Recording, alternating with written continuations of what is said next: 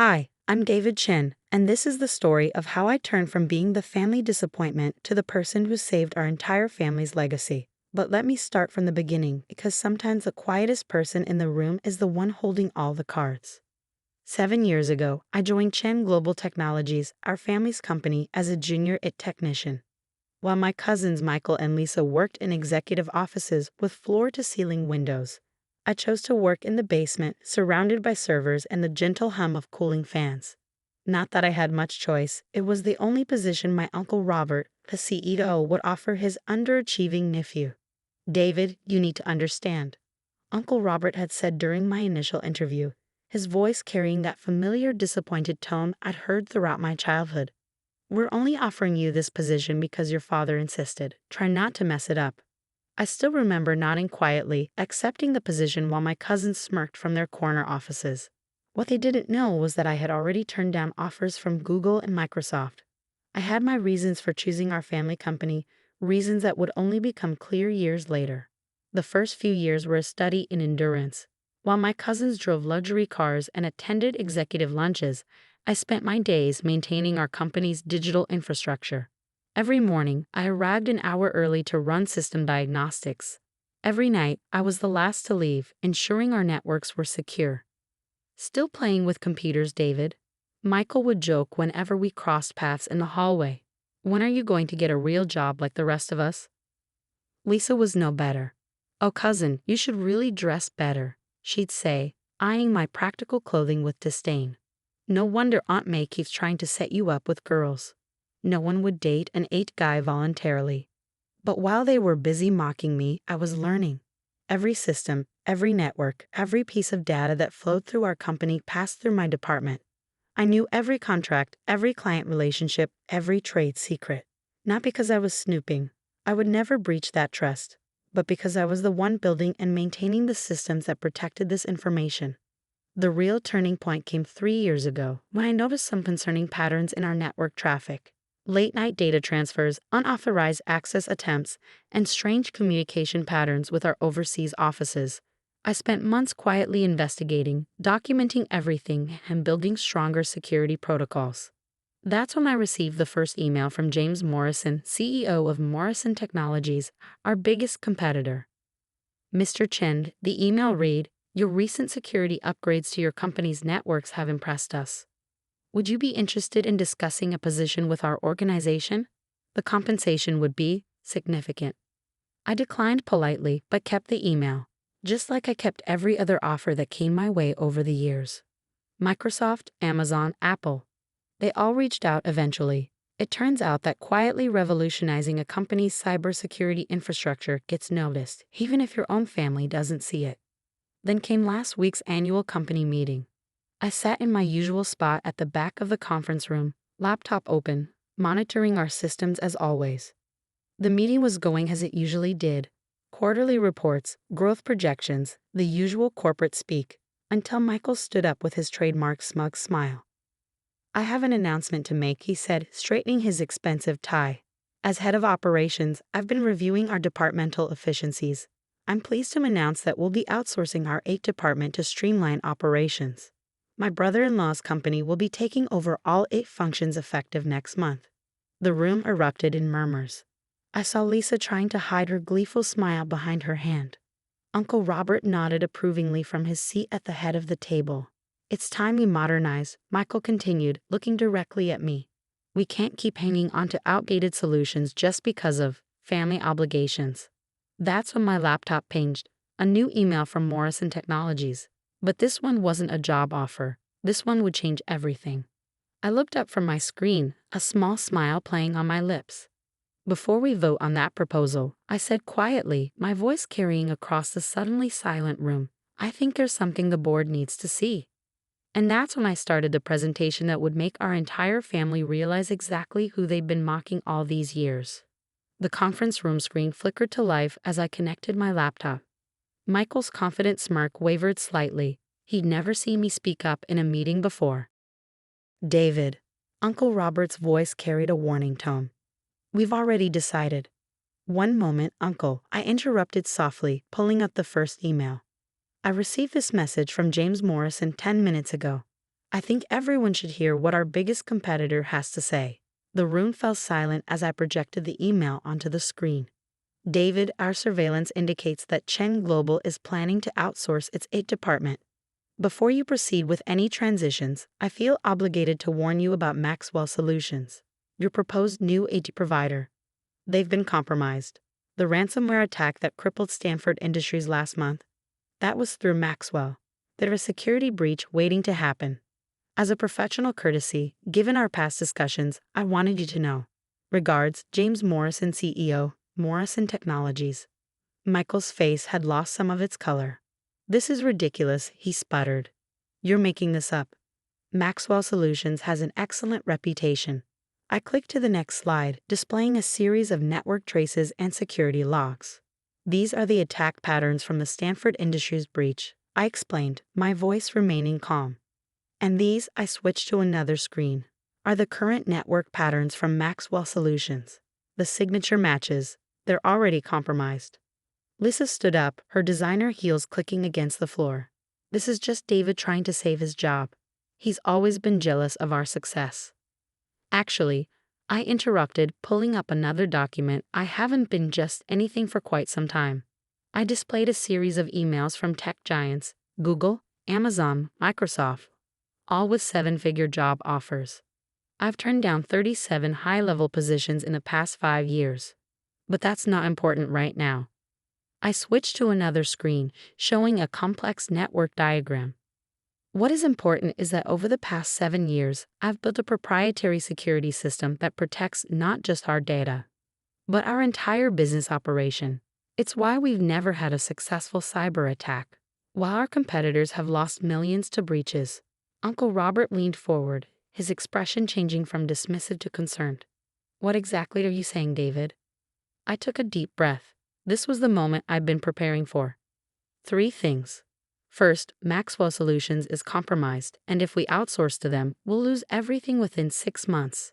Second, our current security system, the one I built, is worth approximately $300 million on the open market. Morrison Technologies offered to buy it last year. The room erupted in chaos. $300 million? Even Michael looked shocked. And third, I continued, my voice cutting through the noise, I discovered something else while building these systems. Something about what really happened to those missing funds from the pension account 5 years ago. Michael's face went from pale to ghost white. Lisa dropped her phone. Uncle Robert gripped the arms of his chair so hard his knuckles turned white. "You see," I continued, pulling up another series of documents, "when you build the security systems, you see everything. Every transaction, every deleted email, every hidden account. I never went looking for this information, but as the system administrator, it was my job to protect it." I clicked to the next slide, showing a series of transaction records. 5 years ago, $50 million disappeared from our employee pension fund. The official story was that it was lost in a bad investment. The truth is, and that's when the real bombshells started dropping, one by one, revealing secrets that would tear apart the carefully constructed lies my family had built their success upon. The conference room had gone deathly quiet as I displayed the transaction records on the screen. Every transfer, every hidden account, every falsified document, all meticulously organized and annotated. On March 15, 2019, I continued, my voice steady. Exactly $50 million was transferred from the pension fund through a series of shell companies. The money was eventually split 3 ways. I clicked through the slides. $20 million to an account in the Cayman Islands under the name Chen Ventures. That's you, Michael. $20 million to Lisa Chen International in Switzerland, and $10 million to a holding company controlled by Uncle Robert. Michael jumped to his feet, his expensive suit wrinkled from his tight grip on the conference table. "You had no right to access those records. This is corporate espionage." I smiled slightly. Actually, as the head of its security, it was literally my job to monitor and protect all company transactions. Every action I took was within my legal authority and documented accordingly. Uncle Robert raised his hand, attempting to regain control of the situation. "David, whatever you think you found, I'm sure there's a reasonable explanation. Like the explanation you gave the employees who lost their retirement savings?" I interrupted, bringing up the next document. "Or the explanation you gave the SEC when they investigated?" The one where you blamed it all on a non-existent trader named Marcus Williams. Lisa's perfectly manicured nails drummed nervously on the table. What do you want, David? Money? A promotion? Name your price. I shook my head. This isn't about money. It's about responsibility. For 7 years, I've watched you treat this company like your personal piggy bank while hard-working employees lost their life savings. I've watched you mock and belittle everyone you considered beneath you, including me. But most importantly, I've watched you destroy everything Grandfather Chen built. I clicked to the next slide, showing our grandfather's original company mission statement. Grandfather started this company with a vision of technological innovation that would help people. He believed in creating value, not just profit. He believed in taking care of employees, not stealing from them. The room was silent as the weight of their actions finally seemed to sink in. But I wasn't finished. So here's what's going to happen, I said, pulling up a new document. First, the pension fund will be fully restored with interest. I already prepared the transfer documents. Second, all 3 of you will resign from your positions, effective immediately. The board will appoint new leadership based on merit, not family connections. You can't do this, Michael shouted, his face red with rage. You're nothing. Just an 8 guy. I clicked to the final slide, displaying my own stock holdings. Actually, I can. Over the past 7 years, while you were busy buying sports cars and vacation homes with stolen money, I was buying company stock. Every bonus, every raise, every consulting fee I earned on the side, all of it went into building my ownership stake. As of last week, I own 30% of Chen Global Technologies. The color drained from Uncle Robert's face. That's impossible. The family trust controls the majority of shares. The family trust that requires all beneficiaries to be employed by the company, I asked innocently.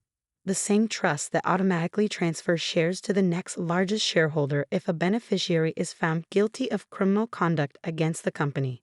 I let that sink in before delivering the final blow. I've already submitted all evidence of the pension fund theft to the SEC. They're very interested in speaking with all of you. So here are your options. And that's when I laid out the choice that would determine not just their fate, but the future of our entire family legacy. Option 1. I said, opening a folder on my laptop, you resign immediately, return every penny of the stolen money with interest, and accept positions as silent shareholders with no operational control. You'll still receive dividends, but you'll have no say in company decisions. I paused, letting the first option sink in before continuing. Option 2. I send this evidence to the SEC, the FBI, and every major news outlet. The company might survive the scandal, but you 3 definitely won't. Prison time for financial fraud isn't pleasant, especially for former executives. Michael lunged forward, his expensive watch glinting under the fluorescent lights. You ungrateful little. I wouldn't finish that sentence. I interrupted calmly. The company-wide security system I built includes audio and video recording in all conference rooms.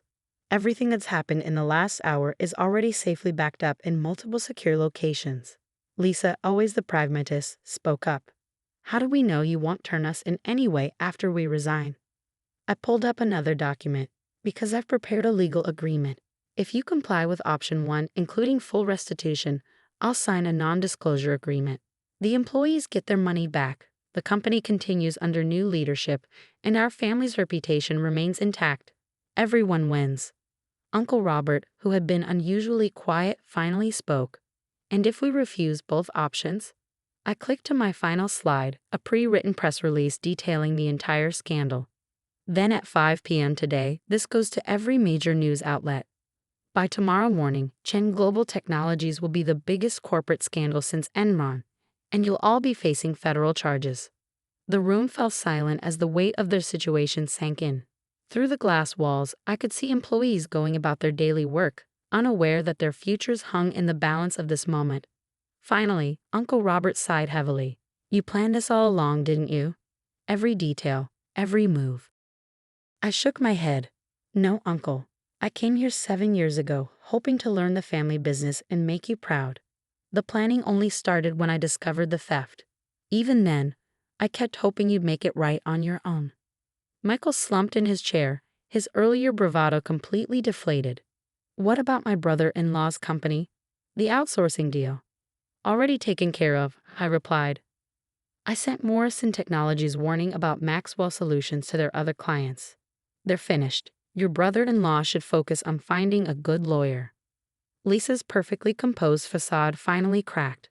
All this time, we thought you were just the family failure, the quiet one in the basement. That was your mistake, I said softly. You were so busy looking down on me that you never bothered to look at what I was actually doing.